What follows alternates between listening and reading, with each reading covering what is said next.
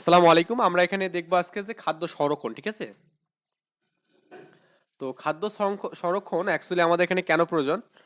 একটা খাদ্যকে দীর্ঘদিন রাখার জন্য আমাদের কিন্তু এখানে খাদ্য সংরক্ষণের প্রয়োজন এখানে। অনেক সময় দেখা যায় যে আপনি সব খাদ্য কিন্তু সারা বছর পান না, তাই না? তো এই কারণেই মেইনলি এখানে খাদ্য সংরক্ষণের প্রয়োজন। সব ধরনের খাদ্যদ্রব্য আমরা সারা বছর পাই না আরকি। কিছু খাদ্য শীতকালে, কিছু খাদ্য গ্রীষ্মকালে, আবার কিছু খাদ্য ১২ মাসে পাওয়া যায়। খাদ্যদ্রব্য পচনশীল হওয়া সহজে নষ্ট হয়ে যায়, তাই সারা বছর খাদ্যদ্রব্য পেতে খাদ্য সংরক্ষণের প্রয়োজন হয় এখানে। জীবাণু সংক্রমণ ও পচন রোধ করে খাদ্যের স্বাদ ও গুণগত অক্ষুণ্ণ রাখার প্রক্রিয়া হচ্ছে খাদ্য সংরক্ষণ। তা খাদ্য সংরক্ষণ কাকে বলে এখানে দেওয়া আছে। এখন খাদ্য সংরক্ষণের উপায়গুলো দেওয়া আছে, দেখুন আমাদের এখানে খাদ্য সংরক্ষণের উপায়গুলো কি কি এখানে এটা করে দেওয়া আছে। এখানে ধান এবং গম আমরা শুকিয়ে সংরক্ষণ করি, তাই না? শুকিয়ে আমরা সংরক্ষণ করি ধান এবং গম। তো আমরা একটু যে এখান থেকে দেখি এখানে কি কি বিষয়গুলো বলা আছে এখানে। যেমন আপনারা দেখুন ধান এবং গম আমরা কি করি এখানে শুকায় সংরক্ষণ করি এখানে, ঠিক আছে? ধান গম শুকিয়ে সংরক্ষণ করি। চাল ডাল আমরা কি করি বায়ুরোধী পাত্রে রাখি এখানে।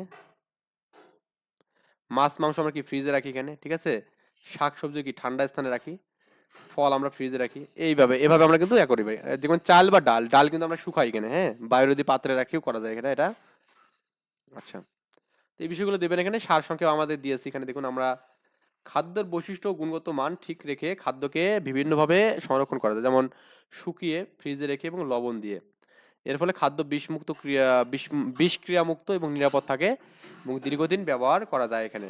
আমরা ধান সরিষা গম ভুট্টা ডাল আলু ইত্যাদি ফসল যেমন গুদামে বা হিমাগারে রাখি তেমন সংরক্ষণ করি, তেমনি বাড়িতেও বিভিন্ন উপায়ে খাদ্য সংরক্ষণ করে থাকি। যেমন আমি এখানে কয়েকটা দিলাম শুকায় যেগুলো সংরক্ষণ করা যায়। দেখুন আমরা রোদে অথবা ড্রায়ার শুকায় ড্রায়ারে ড্রায়ারে শুকিয়ে খাদ্য সংরক্ষণের একটি প্রচলিত পদ্ধতি। খাদ্যদ্রব্য দীর্ঘদিন সংরক্ষণ করার জন্য অনেক প্রকার খাদ্য যেমন শুকিয়ে আমরা করি, যেমন ধান সরিষা গম ভুট্টা ডাল এগুলো আমাদের শুকায় করি, ঠিক আছে?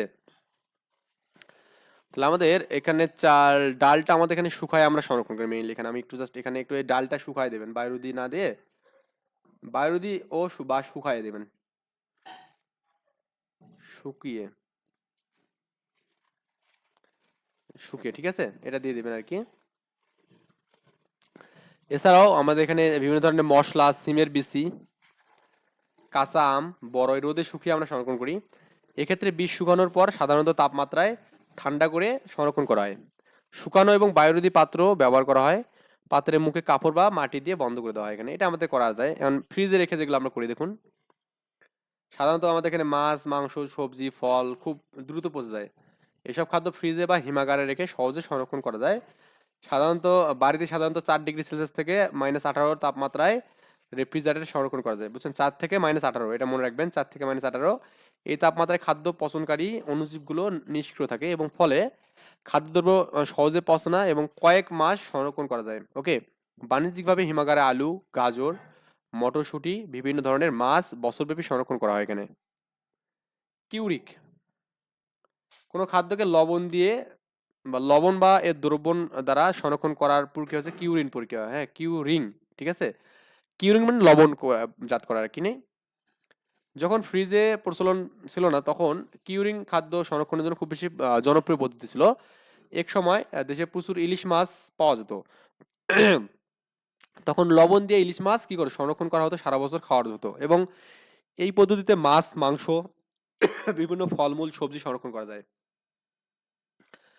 এর হচ্ছে আচার বা জ্যাম জেলি। এখানে দেখুন যখন কোনো খাদ্যকে ফল বা বীজ সাধারণ লবণ বা চিনি সরিষার তেল ভিনেগার মশলা ব্যবহার করে সংরক্ষণ করা হয় তখন তাকে আচার বলে এখানে, বুঝছেন? আচার অনেক কিছু মিলে যেটা করি এখানে, যেমন আম জলপাই আমড়া রসুন, হ্যাঁ, চালতা তেঁতুল লেবু ইত্যাদির আচার বিশেষভাবে উল্লেখযোগ্য। আচার তৈরিতে লবণ চিনি ভিনেগার তেল খাদ্য সংরক্ষণ হিসেবে ব্যবহৃত হয় এখানে। আচার আমরা বাড়িতে বানাই না, এটা আর কি বিষয় বলছে যে বিভিন্ন ফল বা ফসলের রস চিনির সাথে মিশিয়ে জ্যাম বা জেলি হিসেবে সংরক্ষণ করা যায়, বুঝছেন ব্যাপারটা?